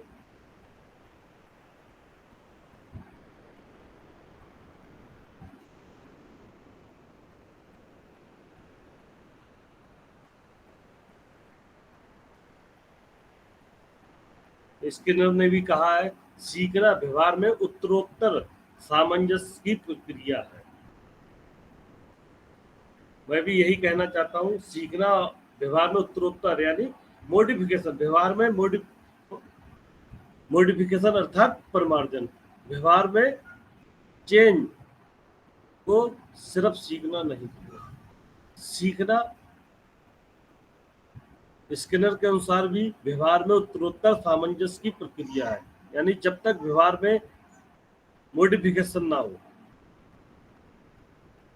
अगर जैसे भी बताया, मोमबत्ती आग में हमने उंगली लगाई, जल गई, तो हमारे व्यवहार में मॉडिफिकेशन हुआ बच्चे की, वो कभी आग की तरफ नहीं जाता, व्यवहार में परिमार्जन हुआ। अब निगेटिव की बार बार उंगली लगाए फिर भी उसे, तो सर सीखना नहीं कहेंगे। सीखना हमेशा उत्तरोत्तरी होता है। ये हमें एजुकेशन की साइकोलॉजी में ये सभी जो अधिकतर विद्वान हैं, जो साइकोलॉजिस्ट, उन्होंने इसी को बताया कि व्यवहार में, अनुभव के आधार में व्यवहार में उत्तरोत्तर सामंजस्य ही, यानी व्यवहार में मॉडिफिकेशन ही सीखना है।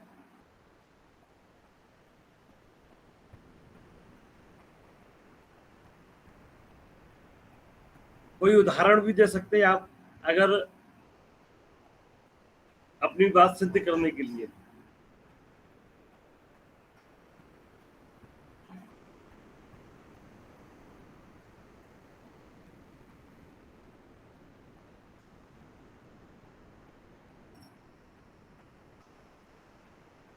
गार्डनर मर्फी ने भी कहा है, अधिगम के अंतर्गत वातावरणीय आवश्यकताओं की पूर्ति के लिए व्यवहार में आए समस्त परिमार्जन समाहित रहते हैं।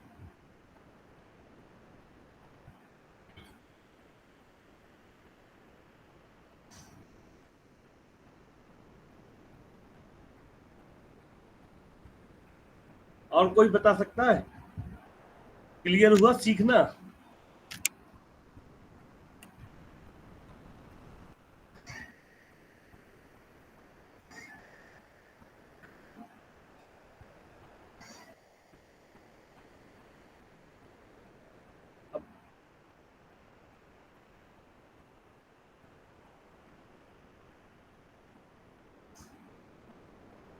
जहरा जी सर।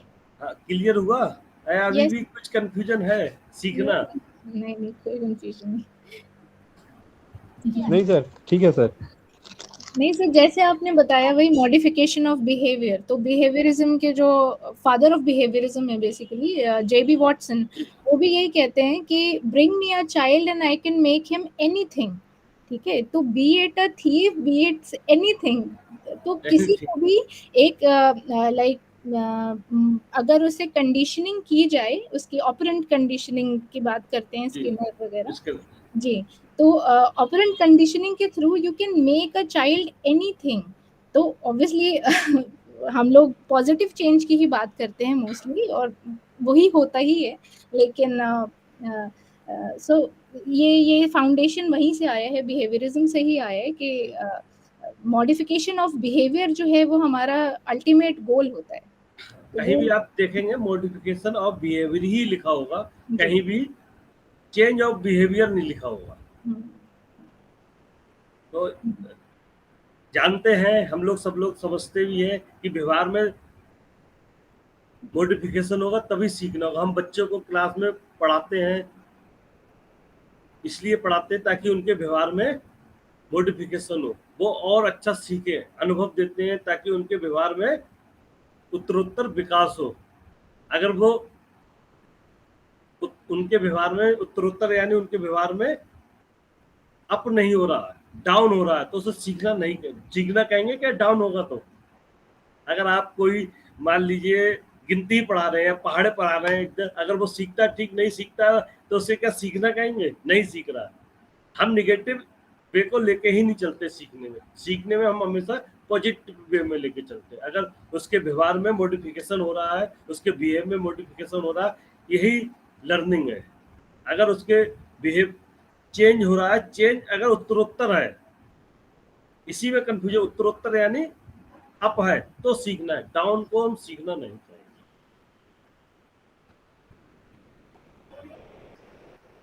अब इस बिंदु पर आगे बढ़े कि सीखना और ईटी क्या है।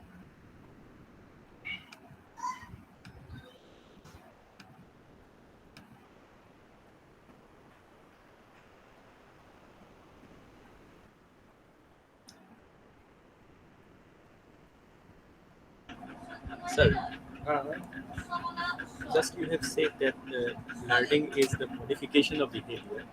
जी, In that way, we can, I can see that you are not wrong, sir. You are right only. But modification is also kind of change. Modification, when a person modifies his behavior, that means he changes his behavior. And in that point of view, we can say that means when a person that means changes, make changes in his behavior or her behavior, then the person gets kind of learning, sir.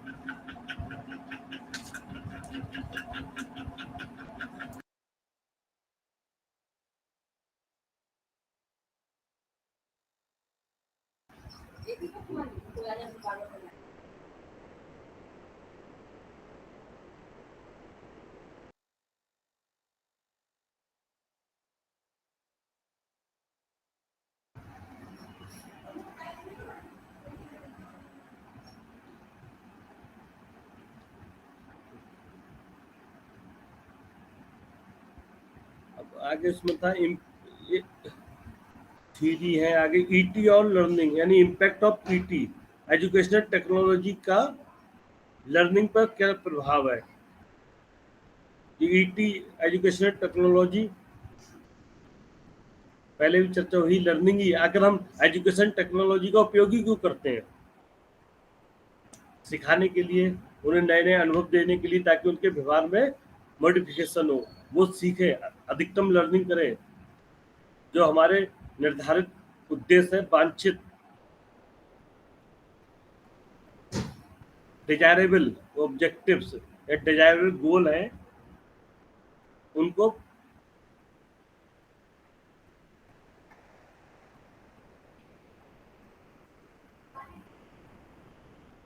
ET के माध्यम से कैसे प्राप्त कर सकते हैं, ये हमने आगे पढ़ा। हम इसके ऊपर है implication of learning theory. Learning theory कौन कौन सी होती है और उसका सीखने पे क्या प्रभाव है, वो किस प्रकार, जैसे स्किनर की है, अभी पावलोव की है, हैंडाई की है, भूल एवं और स्किनर की है प्रसूत।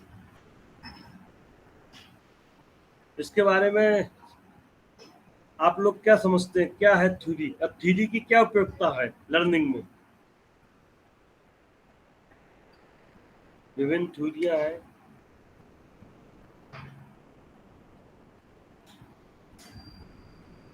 बताएंगे कुछ आप लोग?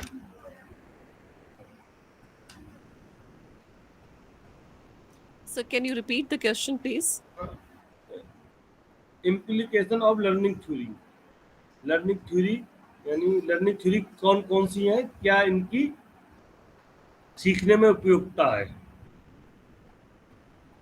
Sir, may I? हाँ बिल्कुल।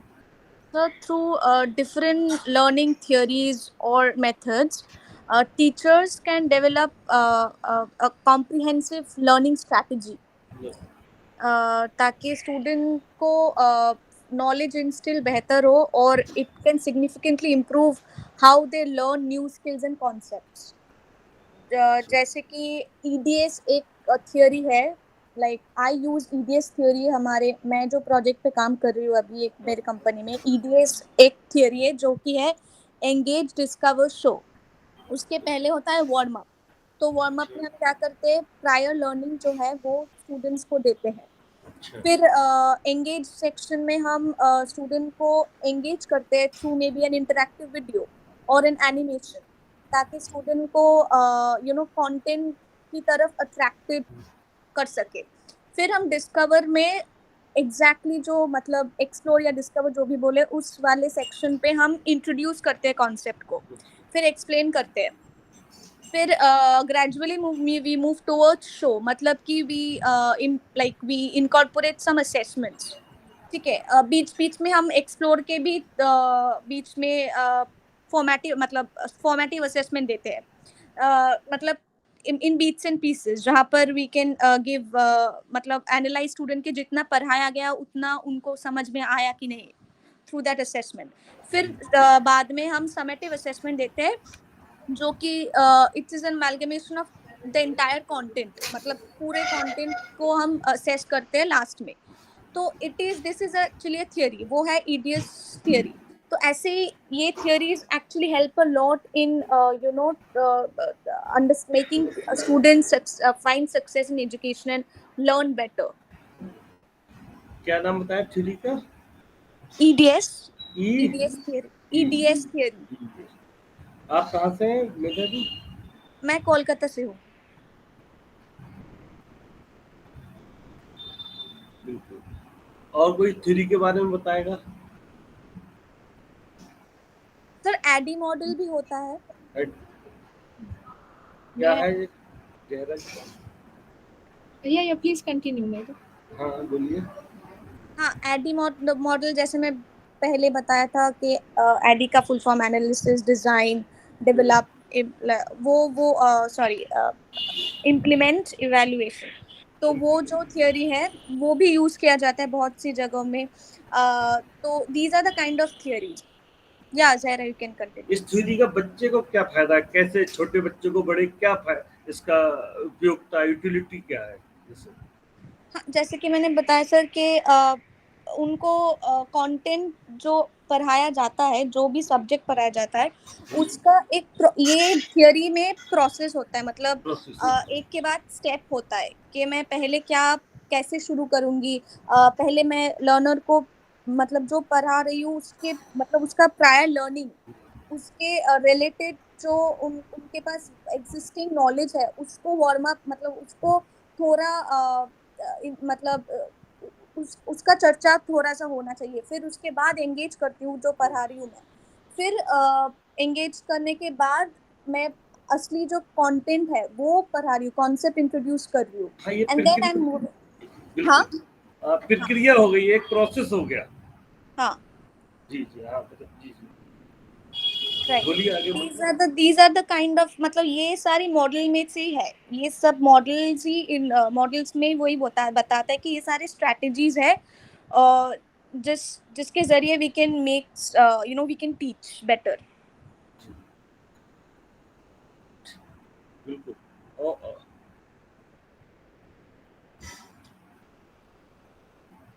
और भी कोई चर्चा कर सकता है? Yes, so basically these models focuses on designing and implementation. So designing से लेकर कैसे implement करना है वो सारी चीजें models में होती है। इम्प्लीकेशन यानी उसका हमें किस लेवल के बच्चों पर थोड़ा सा और क्लियर होगा तो अच्छा रहेगा। आप बताइए आप।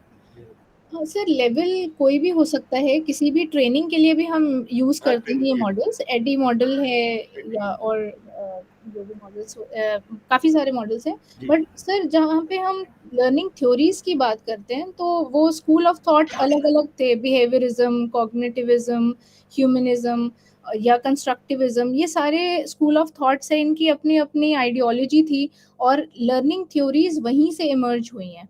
तो जैसे बिहेवियरिज्म में हम पैवलॉव को पढ़ते हैं, क्लासिकल कंडीशनिंग, या स्किनर की पढ़ते हैं, ऑपरेंट कंडीशनिंग, थॉर्नडाइक, वॉटसन। ये सारे थ्योरिस्ट जो हैं वो बिहेवियरिज्म पे बिलीव करते थे। मतलब इनका व्यू पॉइंट यही था कि चेंज इन बिहेवियर, हमें बिहेवियर मॉडिफिकेशन कैसे करना है और क्या क्या स्ट्रैटेजीज हम यूज़ कर सकते हैं लर्नर्स के बिहेवियर को मॉडिफाई करने के लिए। उसी तरह कॉग्निटिविस्ट जो थे वो मेंटल प्रोसेसेस की बात करते हैं, मेमोरी है, परसेप्शन है। तो ये इनके लिए इनकी जो मेन टर्मिनोलॉजीज थी वो इस पे डिपेंड करती थी। अगेन फिर सोशल लर्निंग है, तो हम सोशल एनवायरनमेंट में कैसे सीखते हैं एक दूसरे से, या लैंग्वेज डेवलपमेंट कैसे होती है, तो इसमें भी हम वाइगॉट्स्की वगैरह पढ़ते हैं। ये सारी चीज़ें साइकोलॉजी पे ज़्यादा बेस्ड है। साइकोलॉजी की जो लर्निंग थ्योरीज है उसकी इम्प्लीकेशंस को हम मेनली यूज़ करते हैं। कंस्ट्रक्टिविज्म में अगेन वही ड्यूई है या वाइगॉट्स्की को भी हम इसमें प्रेफर करते हैं, क्योंकि हम अपनी एक्सपीरियंसेस को कैसे मीनिंग देते हैं, कंस्ट्रक्ट कैसे करते हैं नॉलेज कंस्ट्रक्शन पे है। यहाँ पे ये नहीं है कि आपको लेक्चर जो है वो डिलीवर करा दिया गया, लेकिन स्टूडेंट्स को ये फोकस किया जाता है कि स्टूडेंट्स जो है नॉलेज खुद से कंस्ट्रक्ट करें। तो ये सारी लर्निंग थ्योरीज हैं जिसकी इम्प्लीकेशंस हम पढ़ते हैं और फिर उनको ध्यान में रखते हुए अपनी लेसन प्लानिंग या जो भी यूनिट प्लानिंग करनी होती है वो करते हैं।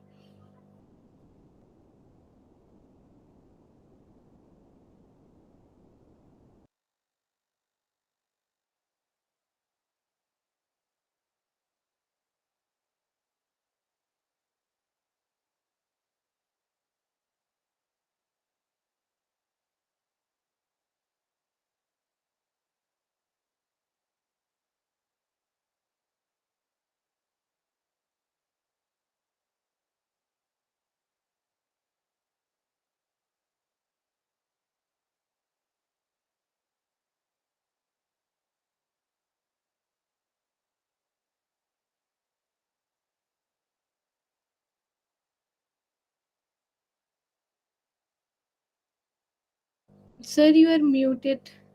We can't hear you. Policy issues are ET education technology, यानी ये ग्लोबल ओवरव्यू ईटी पॉलिसी, यानी कौन कौन से इसके इशू हो सकते हैं एजुकेशन टेक्नोलॉजी के जो ग्लोबल स्तर पर है, पॉलिसी मेकिंग में है या ईटी के इनिशिएटिव हैं, पॉलिसी इम्प्लीमेंटेशन या इम्पैक्ट उसके असेसमेंट में है। आप कौन कौन से इसके इशू हो सकते हैं ईटी संबंधी पॉलिसी इशू और ईटी? जैसे अभी पॉलिसी बनी थी डिजिटल इनिशिएटिव, भारत सरकार का ही आया था, अभी विभिन्न यूनिवर्सिटियां भी इस पर कार्य कर रही हैं। अगर हम वर्ल्ड स्तर पर देखते हैं तो ईटी से संबंधित पॉलिसी जैसे विभिन्न सॉफ्टवेयर ऐसे आ गए हैं जिनके द्वारा एजुकेशन टेक्नोलॉजी में हम लोगों को बहुत ज़्यादा ही हेल्प मिल रही है। और तो ऐसे और कौन सी पॉलिसी बनाई जाए ताकि इनको और प्रोत्साहन मिले, सॉफ्टवेयर या विभिन्न प्लेटफॉर्म। कोविड काल में भी हमको इन प्लेटफॉर्म जो कि हम कभी उनका नाम नहीं सुने थे, उनकी उपयोगिता सिद्ध हुई। आज ज़रूरत है देश में ही नहीं पूरे विश्व में एक ईटी संबंधी एजुकेशन टेक्नोलॉजी, यानी शिक्षा संबंधी जो टेक्नोलॉजी है, शिक्षा में जिन टेक्नोलॉजी का उपयोग हो रहा है उनको वर्ल्ड स्तर पर सपोर्ट किया जाए और उसमें अवसर भी उपलब्ध कराया जाए। और आपकी दृष्टि से और क्या क्या इनिशिएटिव हो सकते हैं पॉलिसी संबंधी ताकि ईटी और ज़्यादा सशक्त हो सके, हम बच्चों को ईटी के माध्यम से और ज़्यादा अधिक लर्निंग करा सके और निर्धारित उद्देश्यों को और अधिक प्राप्त करा सके।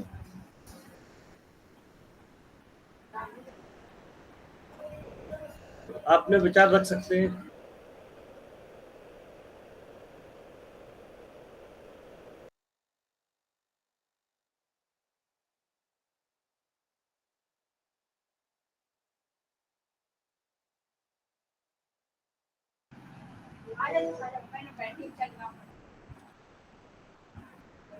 आपको कुछ हाँ बताइए Sir, only I think in school level, actually, regarding educational technology, one policy should be implemented that when teachers are appointed in primary level, upper primary level, or secondary level, that computer education must be compulsory for each and every teacher.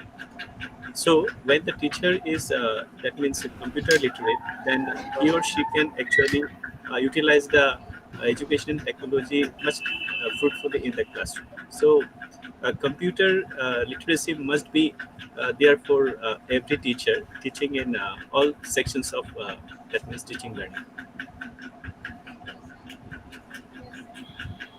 बिल्कुल inter तक, वैसे भी अधिकतर प्रदेशों में inter तक computer compulsory है, अधिकतर सभी जगह। और हम कैसी पॉलिसी बना सकते हैं ताकि अभी डिजिटल लिटरेसी करके भी एक योजना आई थी,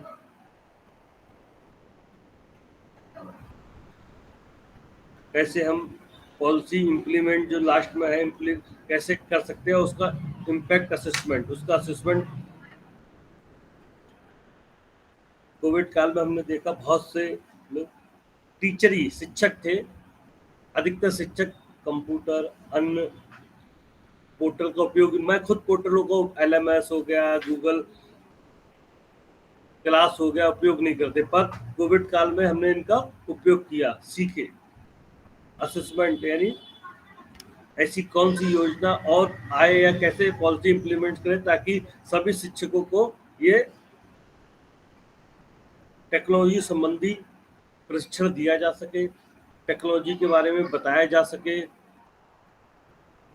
विभिन्न विश्वविद्यालय Sir, I think that means the policy should be implemented. Actually, computer literacy or digital actually literacy must be compulsory for each and every teacher, sir.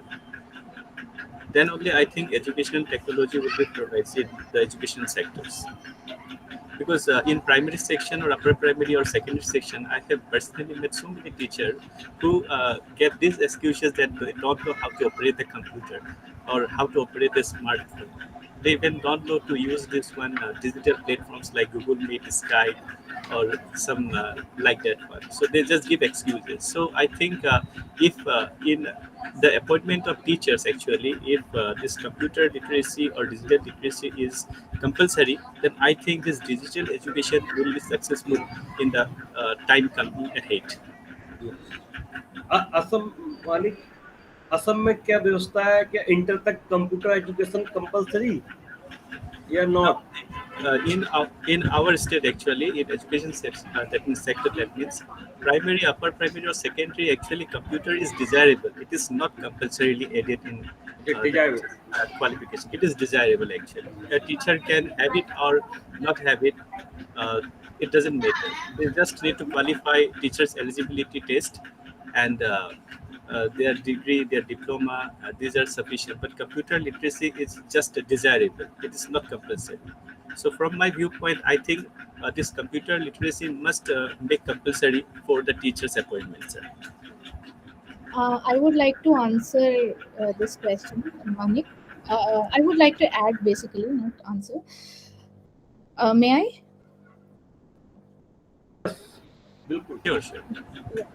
So, if you see the recommendations of New Education Policy 2020, which is the most recent one, you'll see that they have introduced many such provisions. Like there is a concept of ABC, Academic Bank of Credit.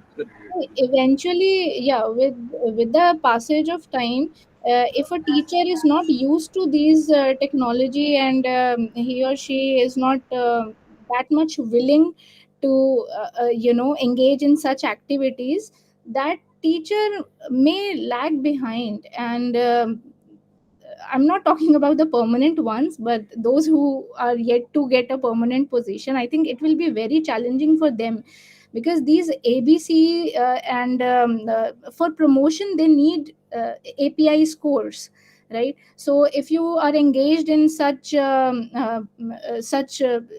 making of such courses, so I think they are credited for that also, and which is going to be helpful for their professional development. So eventually there is no escape in coming years.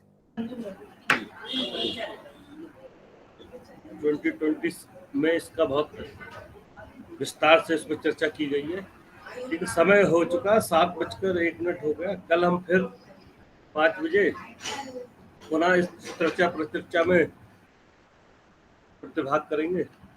आप सभी को Sure, sir. आप सभी को Sure. Thank you, sir. Okay, sir. Thank Thanks, you, sir. sir. ओ- Thanks, Thank you, everyone. sir. Bye. ओ- okay